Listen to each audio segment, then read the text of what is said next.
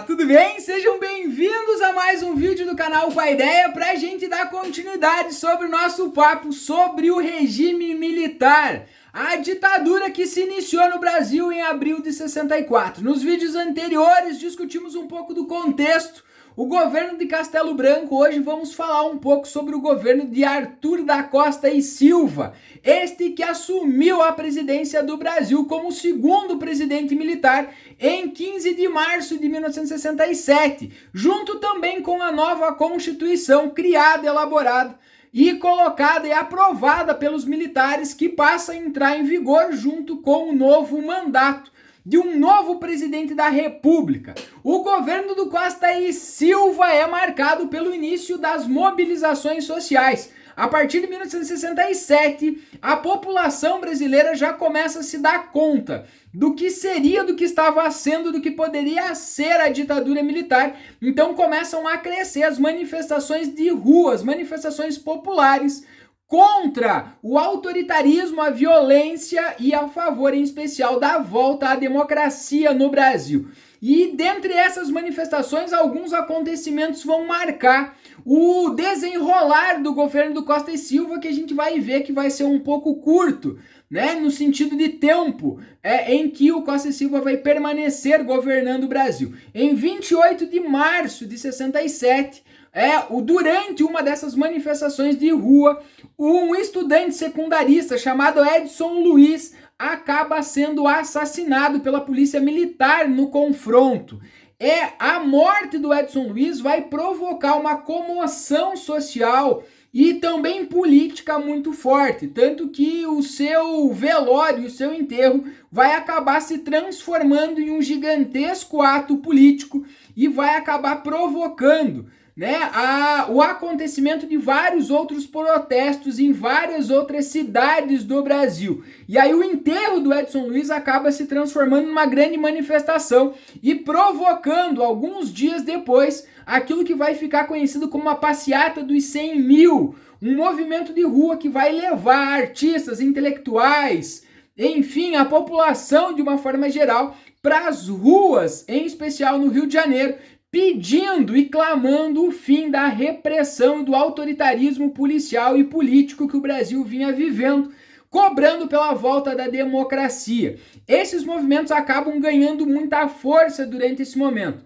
Também durante o início do governo Costa e Silva, merecem destaque os primeiras movimentações, os primeiros protestos dos trabalhadores, que já começam a sentir os efeitos do congelamento dos salários, dos reajustes do salário criado pelo Costa e Silva, né, lá durante o início do seu mandato. Desculpem, Costa e Silva não, Castelo Branco, lá no início, para tentar resolver a situação econômica, o Costa e Silva então congelou os reajustes salariais, o que ao longo dos anos, né, desses primeiros anos do governo, em especial do Castelo Branco e agora do Costa e Silva, começa a pesar no custo de vida, já que os salários não vinham sendo reajustados, mas o custo de vida vinha aumentando. Então, a partir de 67, 68 também, nós temos o início de movimentos grevistas em várias cidades de destaque, né, com concentração de operários no Brasil, como Contagem, em Minas Gerais. Trabalhadores começam a parar as grandes fábricas, reivindicando melhores salários, melhores condições de trabalho e também aproveitando, né, dentro desse contexto, a restauração, cobrando a restauração da democracia no Brasil nesse momento.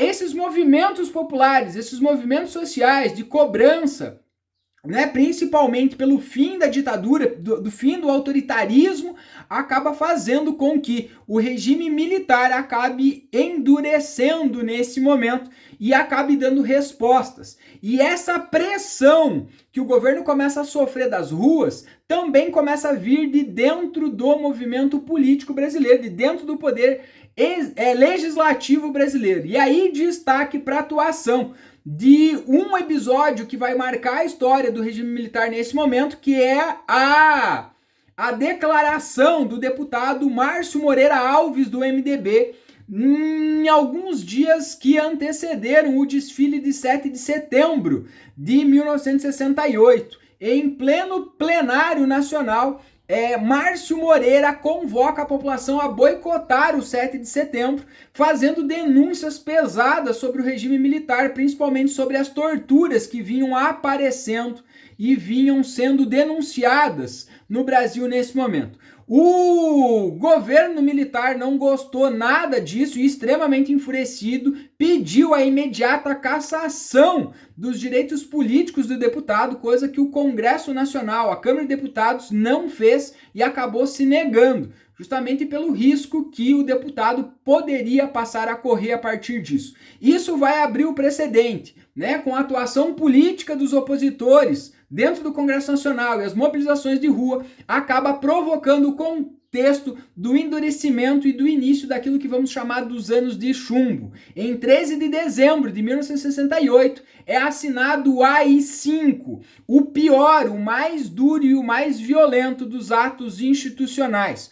A partir de 13 de dezembro de 68, então oficialmente, o autoritarismo, a repressão estava institucionalizada no Brasil. O AI-5 traz como mecanismos, em especial, algumas características que tiram os direitos civis e as liberdades individuais das pessoas. Ele autoriza o presidente da República a cassar mandatos, a interromper direitos políticos, a proibir reuniões públicas, a censurar os meios de imprensa e os meios de comunicação de forma geral, suspender o habeas corpus para crimes políticos e autoriza a prisão de cidadãos para a investigação, caso eles fossem suspeitos de algum tipo de ameaça ou de oposição ao governo militar. A partir do AI-5, a repressão e a suspensão dos direitos civis está institucionalizada. Direitos como a vida, a liberdade de expressão e de pensamento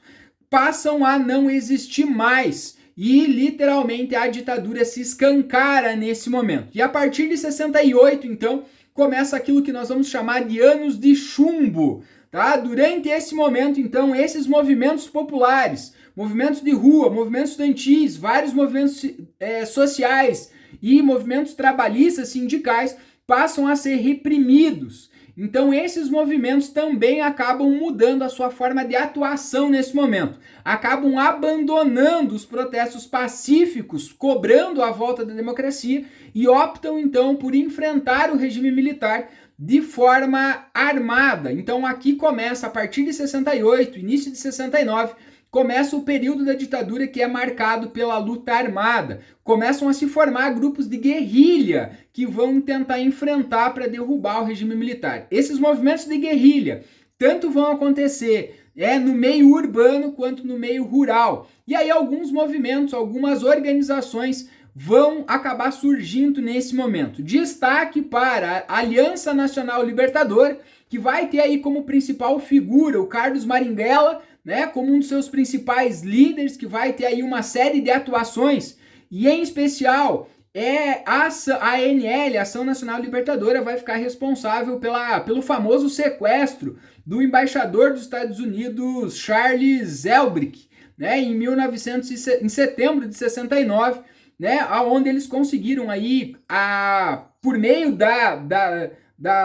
do sequestro do embaixador, trocar e fazer uma troca por alguns presos políticos, do regime militar. Também merece destaque o movimento revolucionário 8 de outubro, a guerrilha do Araguaia, que em 1967,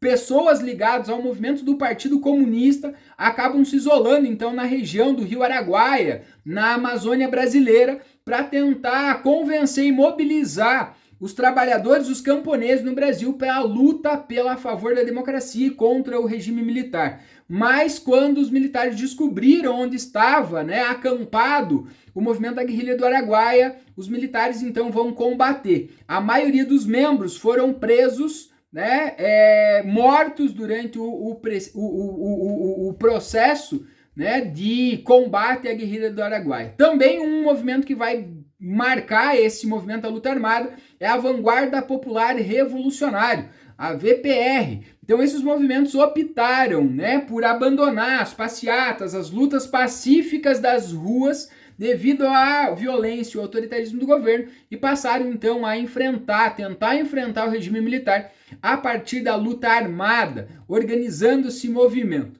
O governo do Costa e Silva vai durar até agosto de 69, é um governo basicamente bastante curto. O Costa e Silva então vai ter problemas de saúde, o que vai impedir ele de continuar comandando o Brasil. E aqui vem um momento bastante interessante do regime militar.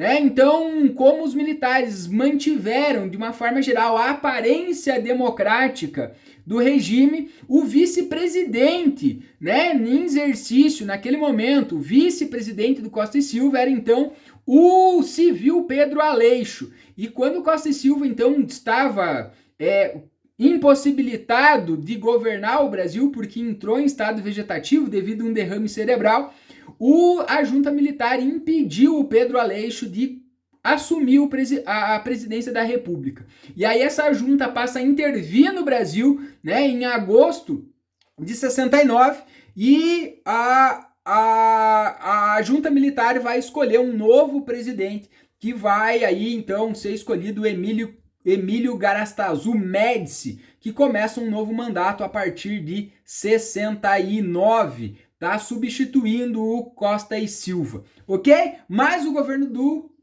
Médici é um assunto para o nosso próximo vídeo. Então fica ligado aí, deixa sua curtida e segue o canal.